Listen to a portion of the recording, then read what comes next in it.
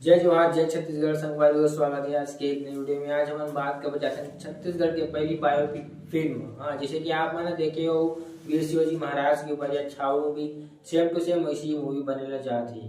ठीक है, मूवी के नाम आने वाले शहीद वीर नारायण सिंह जी। ये मूवी में स्टार कास्टिंग हमारे दिनेश साहू जी करी। बात करते हैं शहीद वीर नारायण सिंह जी के बारे में। तो शहीद वीर नारायण सिंह छत्तीसगढ़ के प्रथम संग्राम सेनानी रही से। अंग्रेज मन से लोहा ले से लोहा से मतलब युद्ध लड़ी से ओकर अंग्रेज मन के पकड़ से छूट के युद्ध लड़े रही से और जीते रही से। बात करते हैं उनका मृत्यु के रायपुर के जयस्तंभ चौक में वाला फांसी देते गए रही से, जो कि बहुत दुख भरी बात है इसे। बात करते हैं स्टार कास्टिंग की। तो स्टार कास्टिंग में हमारे दिनेश साहू सर देखे ला मिली और बेस्ट है भाई दिनेश साहू सर मोर हिसाब से, और मतलब प्रोड्यूसर के हिसाब से भी बहुत बेस्ट है। बात करते हैं अब दिनेश साहू जी की बात आ चुकी है। तो दिनेश साहू जी के फिल्म जानकी भी रिलीज होने वाले हैं। जानकी 6 जून को रिलीज होने वाले।